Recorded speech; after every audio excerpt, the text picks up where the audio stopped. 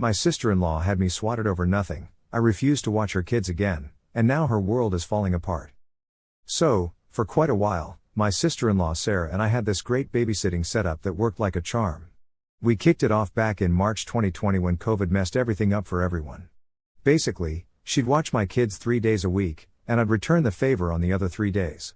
We didn't exchange a dime, and there was zero drama. It was perfect. For 3 solid years, we managed this whole thing smoothly. If something came up, we'd let each other know in advance, acting like the mature adults we are. But then, Sarah went and threw everything into chaos after a silly argument a couple of weeks ago. It was such a trivial disagreement that I don't even remember what got us riled up. Anyway, Sarah took it to heart, but I figured she'd simmer down after a day, so I didn't give it much thought. The next morning, I dropped my kids off at her place like usual. I didn't even go inside, which wasn't unusual for us. Sometimes if one of us was in a hurry or didn't feel like chatting, we'd just stay in the car, let the kids head inside, and take off once the door opened. I gave a quick wave at her door when I saw it open and then headed to work, totally oblivious to the storm that was brewing. When I reached work and checked my phone, my stomach dropped. I had 20 missed calls and loads of texts from Sarah. She started off saying she wasn't going to watch my kids that day because of our spat, and then switched to ranting about me ignoring her. Her last few messages were threats to call the police if I didn't come get my kids within 45 minutes. I couldn't believe what I was reading. I called her right away, apologizing for missing her messages and explaining that my phone was on silent during my drive. I mean, I'm not someone who texts and drives. I said I'd leave work early to pick up the kids, but she cut me off, giving me a smug "you've got 45 minutes or I'm calling the cops." I was speechless. Who calls the cops on their own family? Plus, I work with kids, any whiff of child abandonment on my record, and my career would be toast. Sarah knew this, yet she still pulled this stunt. I told her I'd leave as soon as I wrapped up a few things at work, and thankfully, my boss was understanding. Still, I couldn't just drop everything immediately. By the time I got back to Sarah's, it had been just over an hour. I pulled up to see 2 squad cars parked in front, lights flashing, and my kids standing on the porch looking scared out of their minds. I felt like I was going to be sick. Sarah was chatting with the officers like she was the victim, acting all self-righteous. I got out of my car, took a deep breath, and approached them. My first instinct was to yell at Sarah right then and there, but I held back. Instead, I turned to the cops and tried to explain. "There's been a misunderstanding," I said, trying to keep my cool. "I didn't abandon my kids. I dropped them off here this morning like always, but I didn't see her texts until I was at work." One officer gave me that looked like he'd heard it all before. Sarah chimed in, "I told you I couldn't watch them today," snapping at me. "You should have checked your phone." I could feel my anger rising, but I kept my composure. "I didn't see your text, Sarah. That's no reason to call the cops on me. You know my job depends on my record being clean." The cops, clearly not wanting to dive deeper into our family drama, concluded it was a communication issue and said, "There's no crime here, so we're not filing any reports. Just make sure this doesn't happen again." They left, and I gathered my kids into the car. I didn't even glance at Sarah as I walked back, but she had to get the last word, yelling, "Maybe next time you'll check your phone. This was your fault, not mine." I stayed silent because if I'd said anything, it wouldn't have been pretty. I slammed the car door, drove home, and spent the day trying to calm down. The next few days were a blur as I couldn't stop replaying the whole mess in my head, the cops, Sarah's smug look, everything. So there I was, standing on my porch, staring at my kids who looked scared out of their minds. All because I had to explain myself to the police, and let me tell you, it made my blood boil. Sarah knew exactly what she was doing and how much it could mess things up for me. Yet, she went ahead and did it anyway. A few days after this whole mess, she had the nerve to text me saying, "I think I might have overreacted. Can we go back to the old babysitting schedule?" I spent a solid 5 minutes just staring at her message, debating whether to respond or just block her for good. In the end, I decided she needed to know what I thought. "No, Sarah," I replied, "we're not going back to anything. You called the cops on me, on your own family. You knew what that could do to me, and you didn't care. So, no, I'm not babysitting your kids ever again. Figure it out." Sarah shot back immediately, trying to pin the blame on me. She said if I'd checked my phone or talked to her when I dropped off the kids, none of this would have happened. Like I'm supposed to be on my phone 24/7, waiting for her drama? I couldn't believe her nerve. I told her she was out of her mind if she thought this was my fault, and that was it, I was done. She kept texting, trying to guilt trip me into forgiving her, but I wasn't having it. I blocked her number, thinking that'd be the end of it. Spoiler, it wasn't. A few days later, my brother Mike called. Now, Mike's usually pretty laid back, but when it comes to Sarah, he's totally whipped. He started out calmly, saying he just wanted to talk, but then he got all heated, saying, "Why can't you just let this go?" Sarah apologized. "She's your family, are you really gonna let this ruin everything?" I couldn't believe what I was hearing. "One mistake?" I snapped. "She called the cops on me. Do you know what could have happened if they hadn't believed me? My career could have been ruined." She knew that and didn't care. Mike tried to brush it off, saying Sarah was just pissed. Like that made it okay. Then he started saying I was selfish, tearing the family apart, because Sarah had to quit her job since they couldn't afford childcare now. "Not my problem," I told him. "You guys made your bed, now lie in it." Mike flipped out, calling me all sorts of names, so I hung up on him. Classic family drama. Then my mom got in on the action, calling me up to say I was being unreasonable. She couldn't get why I wouldn't just forgive Sarah. I was like, "Mom, this isn't just about an apology. She put my career and my family at risk, and now you want me to feel bad because she's dealing with the consequences?" Of course, she didn't get it. She thought I was being childish and said I needed to think about the family. I told her I was thinking about my family, my kids, myself, not Sarah and Mike. But things didn't just stop there. Sarah quitting her job meant she dumped her kids on my mom. My mom, bless her heart, thought it was her job to clean up their mess. At first, I didn't care since she was defending Sarah, saying I was overreacting. I figured she'd learn her lesson eventually. And boy, did the cracks start to show. Every time I saw my mom, she looked more exhausted. She wouldn't admit it outright, but looking after Sarah's kids 3 days a week was wearing her down. One day at work, I got a call from my mom. She sounded out of breath, saying she didn't feel well. My stomach dropped. I rushed to her place, and she looked pale and weak, sitting on the couch. She said her chest was tight and she had a killer headache. I wasn't taking any chances, so I took her to the doctor. Turns out, her blood pressure was through the roof, like, dangerously high. The doctor said she needed to chill out and avoid stress. Of course, I knew exactly what was stressing her out, Sarah and her kids. Even then, my mom wouldn't blame Sarah. "They're my grandkids," she said, like that made it all okay. "I can't just stop helping." "Mom," I said, trying to make her see reason. I tried to keep my cool because helping out is one thing, but letting someone take advantage of you is totally different. My mom wasn't supposed to look after Sarah and Mike's kids, it's their job. She sighed and stayed quiet, clearly not ready to confront them yet, but I was prepared to step in. So when Sarah dropped by with her kids while I was at my mom's place, I was ready. I hadn't planned to be there that day, I just came by to check on my mom when Sarah swung by, super cheery, acting like dropping her kids off was no big deal. "Hi, Mom," she chirped, ushering her kids inside. "I'll pick them up around 6 o'clock. Before my mom could say a word, I stepped in. "Actually, no, you're not," I said firmly, crossing my arms. Sarah looked at me like I'd just slapped her. "What do you mean?"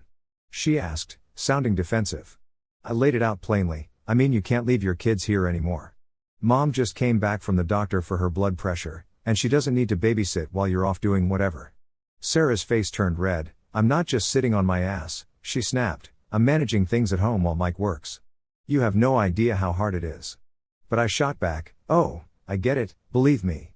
But it's your responsibility, not Mom's, and not mine. Deal with it." My mom, trying to keep the peace, chimed in, "Ashley, that's enough. We can discuss this later." But I wasn't having it. "No, Mom, we can't. Look at where all this has got you, back to the doctor's office. It's time to stop." Sarah was fuming. "You don't get to make that call," she retorted. "This is between me and Mom." I wasn't backing down, like hell it is. "You're risking her health because you and Mike can't sort this out. I'm not letting it continue." She stormed out with her kids, muttering about how I was ruining everything. I didn't care if she thought she could guilt me into backing down because I wasn't budging. I hoped that showdown would be the wake-up call Sarah needed, but no such luck. The next week, she brought her kids over like nothing happened. My mom later called, apologizing for not standing up to Sarah. "I just don't know how to say no to her," she admitted. "She always makes me feel guilty." "Mom," I said, trying not to get angry, "you have to stop letting her manipulate you. She won't stop until you put your foot down." "I know," she said quietly, "but what about the kids? They didn't ask for this. They're not your responsibility," I I reminded her. You can love them without letting their mom walk all over you. Things hit a breaking point when my mom ended up back in the hospital. Her blood pressure spiked, and the doctor warned her that if she didn't make changes, she risked a stroke. Seeing her so fragile, hooked up to monitors, broke me. When Mike came to get Sarah's kids, I confronted him right there in the hospital. You and Sarah are hurting Mom, I said bluntly. If you leave your kids with her again, I'll call the cops myself. Don't be absurd, he said, rolling his eyes. She loves watching them. She wants to help. I snapped back. She's too nice to refuse, and you're taking advantage. You're risking her health because you and Sarah can't handle your own kids. Mike didn't like that, and we got into it, with him accusing me of blowing things out of proportion. I told him I didn't care if they couldn't handle their mess. It wasn't on me, and definitely not on my mom. Later, I had a heart-to-heart with my mom. Mom, I love you, but this has to end. You've done more than enough. It's time to prioritize yourself, I said, and she cried, feeling like she was letting people down, even the ones who didn't deserve her kindness. But I think the second hospital visit finally drove the point home. She agreed to let Sarah and Mike know she couldn't babysit anymore, even though it was going to be a fight. Sarah and Mike weren't going to like it, but I didn't care. They needed to step up and deal with their own lives. You'd think after my mom's health scare, they'd get the message, but nope. When she finally told them she couldn't babysit anymore, they acted like they'd been betrayed. Sarah had a meltdown, going on about how hard everything was and how my mom had promised to help. Mike took a different tactic, calling me furious, trying to blame me for everything, like I turned Mom against them. Are you happy now? He snarled over the phone. Mom won't help anymore because you got involved. Yeah, I am happy, I shot back, because now she won't end up in. So basically, the hospital situation blew up again, thanks to the nonsense from you and your wife. She's just trying to help, he yelled back. You're making it difficult for everyone. I shot back, no, Mike, it's you making it hard. You and Sarah don't pull your weight and think everyone else should handle it. Mom almost had a stroke because of you too, and you're still acting like victims. Grow up. He hung up on me, but I was over trying to reason with him. If they wanted to make a mess, that's on them. I wasn't losing sleep over it. A few days later, Mom called, sounding anxious, which made me uneasy. Ashley, Sarah dropped the kids off again, she said, her voice all shaky. I was furious. Mom, you told her you couldn't do it anymore. I did, she whispered, but she just left them here and said she'd be back later. That was the last straw. I called Sarah, and shocker, she didn't pick up, so I left a voicemail. You got 45 minutes to get your kids, or I'm calling the cops, and I'm not bluffing. Get it together. I was fuming but felt good giving her a taste of her own medicine. Sarah showed up in about 30 minutes, just like I knew she would, charging into Mom's house, yelling about how unreasonable I was. You're taking it too far, she screamed. You wouldn't really call the cops on me. Try me, I said, leaning on the counter with my arms crossed. You were fine with doing it to me, so why shouldn't I? She kept going on about me blowing things out of proportion, but I didn't bite, just stared until she took her kids and left. Mom looked horrified, but I didn't feel guilty. Someone had to stand up to Sarah, and if Mom couldn't, I would. Of course, Mike called later to chew me out. What the hell is wrong with you? He yelled. You're really threatening to call the cops on us now? Oh, so it's a problem when someone threatens to call the cops now? I snapped back. Maybe you should have thought about that when Sarah did the same to me. She was upset, Mike protested. She didn't mean it like that. Well, now I'm upset, and I do mean it, I said. You two are a train wreck, and I'm not letting you drag Mom or me down with you. You're tearing this family apart, he shouted. No, Mike, you and Sarah are doing that on your own, I replied and hung up before he could respond. The next week, Sarah pulled her usual stunt, dropping the kids at Mom's without asking. But this time, I didn't let it slide. I had warned her, so I didn't bother calling. I went straight to the police non-emergency line and reported an abandonment issue. I told them there were kids left with a sick elderly woman who couldn't care for them. When the officers showed up, Sarah was furious. She stormed into Mom's place while they were still there, screaming about how I was ruining her life. This is your fault, she yelled at me. You're destroying my family. No, Sarah, you're destroying it yourself, I said calmly.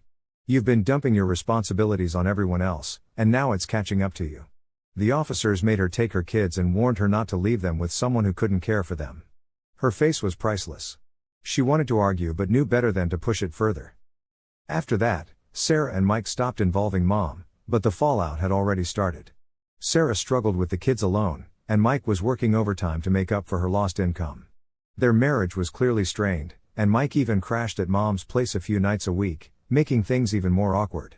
Mom was upset, hating to see the family fall apart, but I reminded her this was all Sarah and Mike's doing. They're reaping what they sowed, I told her. This isn't your fault, and it's not your job to fix it. She nodded, but I could tell she felt torn. That's the thing about Mom, she's too kind for her own good. But even she started seeing that Sarah and Mike were beyond help. After the police visit, Sarah and Mike finally got the hint. They stopped dropping their kids at Mom's, but the damage was done. Sarah was stuck at home with the kids 24/7, struggling big time. Meanwhile, Mike kept working all hours to pay the bills, and the cracks in their marriage were getting bigger. I wasn't surprised when Mom told me Mike started staying at her place some nights, needing space because the constant fighting with Sarah was driving him nuts. Mom tried to downplay it, but I could tell she was worried. She kept saying stuff like, "I just want everyone to get along, and family shouldn't be this way." I love my mom, but honestly, I couldn't help but roll my eyes. Mom, this isn't about just getting along. Sarah and Mike dug their own hole, and now they're stuck in it. This isn't our problem. But Ashley, with her voice cracking, was all worried, what if they can't make it work? What if this tears their family apart? I sighed and said, if their family is crumbling, it's because they won't own up to their responsibilities. You can't keep swooping in to fix everything for them.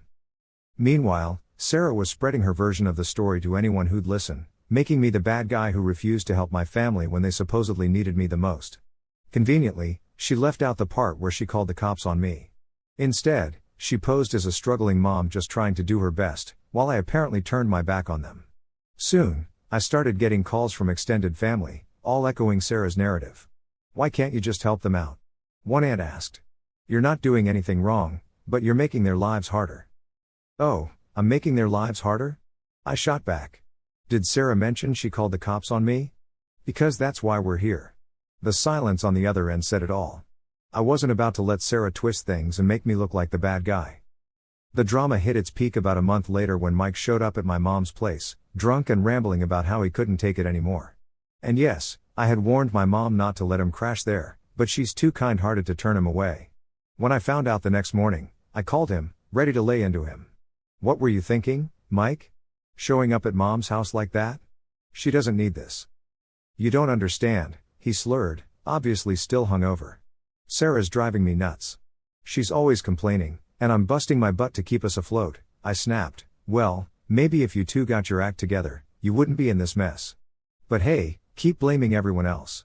That seems to be working for you. He started yelling, but I hung up on him. I wasn't wasting any more energy on this. The final straw came a few weeks later when Sarah officially quit her job. She'd been hanging on to a part-time gig, but between the cost of childcare and her struggles with managing the kids alone, she gave up. Mike, meanwhile, took on more hours, but it still wasn't cutting it. Their bills were stacking up, and any savings they might have had were long gone. I heard from my mom that they were thinking of moving back with Sarah's parents, several hours away. They don't have many options left, she said, sounding genuinely sad. Good, I said bluntly. Maybe they'll learn to handle their own mess without dragging everyone else into it. She didn't respond, but I knew she still hoped things would turn around. I wasn't as optimistic. People like Sarah and Mike don't change unless they're forced to, and even then, it's a long shot. A few weeks later, Mike called me. It was short and to the point. We're moving, he said. Thanks for nothing. I couldn't help but laugh. You're welcome, I replied and hung up. Sarah and Mike are out of the picture now. They moved back in with her parents, and from what I've heard, their relationship is hanging by a thread. I'd be lying if I said I felt bad for them. They did this to themselves, and I'm not losing sleep over it. My mom's doing better now that she's not caught up in their drama. She still talks about how sad it is that the family fell apart, but I remind her it's not our job to fix people who don't want to change. As for me, I've come to terms with everything. I doubt my relationship with Mike and Sarah will ever recover, but honestly, I'm fine with that. Some people need to hit rock bottom to realize what's wrong, and even then, they might not change. At the end of the day, I've got my own family to focus on, and that's where my priority is. If Sarah and Mike want to keep the victim act going, they can do it without me. I'm done. If you haven't yet, please subscribe. And hit the notification bell to stay updated with more crazy real-life stories happening around you.